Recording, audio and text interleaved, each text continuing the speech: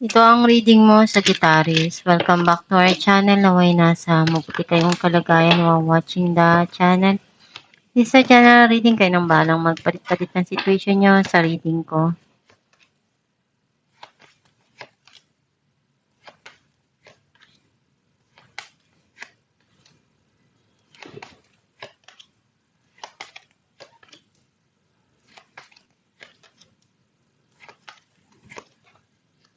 At the bottom of the deck, the Devil.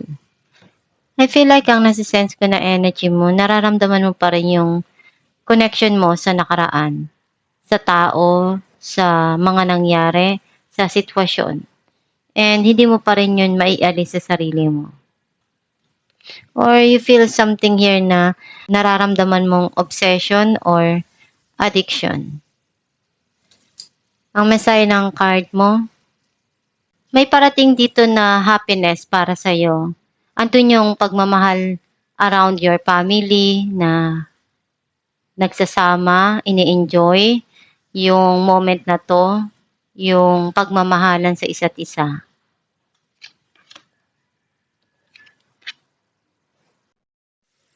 Masaya ka kung ano yung freedom na meron ka ngayon at kung ano yung achievement mo sa buhay.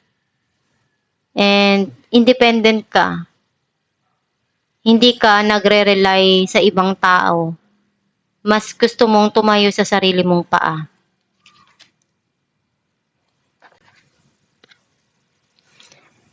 You're controlling your feelings, your thoughts, your emotion. Ayaw mong ipakita yun sa iba dahil ayaw mong masabi nila na weak ka or mahina ka. Some of you, may tao na kumukontrol sa mga ginagawa mo, sa mga gusto mo, or kumukontrol sa buhay mo.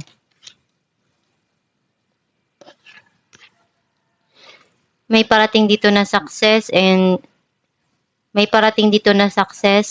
victory para sa'yo.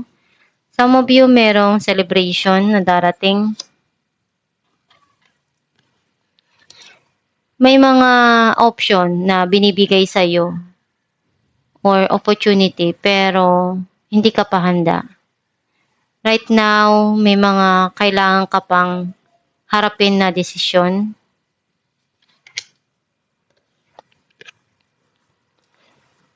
Mas gusto mong bigyan ng attention kung paano mo mapapalago yung kabuhayan mo, yung pera mo, yung career mo.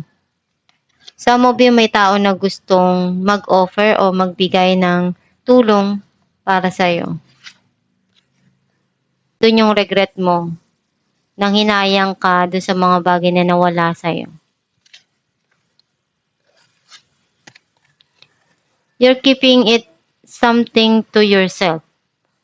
Or may sikreto kang tinatago, ayaw mong malaman ng iba yon, or you need to listen to your inner self. Very intuitive ka. And alam mo kung ano yung makakabuti para sa sarili mo, para sa mga mahal mo sa buhay.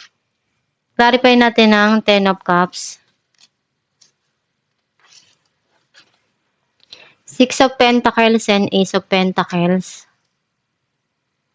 May blessing dito na darating na pinaghirapan mo na talagang magiging masaya ka. Some of you, minamanifest mo yung financial blessing. Clarify natin ang The Emperor. Two of Pentacles and Nine of Swords. Itong tao na to, urong-sulong siya. Hindi pa siya handa na harapin lahat. Right now, magulo pa yung isipan niya and sobra siyang nalulungkot. Clarify natin ang Seven of Cups. Two of Swords and Four of Pentacles. May mga pinagdaanan ka sa nakaraan na nalagpasan mo, na overcome mo. Pero may mga bagay na hindi mo makalimutan pa rin na sitwasyon doon or tao sa nakaraan na talagang minahal mo at siya yung isa sa nagpatibok sa puso mo. Clarify natin ng Four of Cups.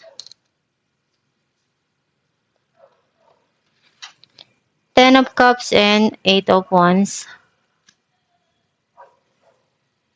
May mga opportunity na darating sa buhay mo or offer na ibibigay sa'yo na magbibigay sa'yo ng kasiyahan at sa mga mahal mo sa buhay. Clarify natin ng Nine of Pentacles, Page of Wands and Nine of Pentacles. May magandang balita na darating and isa ito sa mga talagang pinangarap mo. Pinaghirapan mo din na gawin to. And nakikita ko na meron ditong darating na stability or magandang balita na talagang magpapasaya para sa'yo. Clarify natin ng Six of Wands, Eight of Wands and Knight of Pentacles. Andun yung success para sa'yo dun sa opportunity na papasukin mo or igagrab mo. Mas lalo kang magsusumika para mapaunlad yung buhay mo. Clarify natin Knight of Pentacles, King of Cups and Two of Pentacles. Itong tao na to, sobra kanyang minahal. Pero right now, magulo pa yung isipan niya. May mga pinagdadaanan siya at dapat na pagdesisyonan. And hindi pa siya handa na humarap sa'yo dahil magulo pa yung mga sitwasyon para sa kanya. Meron siyang gustong ibigay sa'yo or sabihin. Clarify natin the High Priestess, Four of Swords and King of Swords. Iniisip mo na kailangan na bigyan muna ng time yung sarili mo. Magpahinga, mag-isip-isip. And may mga bagay kasi na na-realize mo na kailangan na ayusin at pag-isipan ng mabuti. Alamin natin kung ano mensahe ng iyong gabay.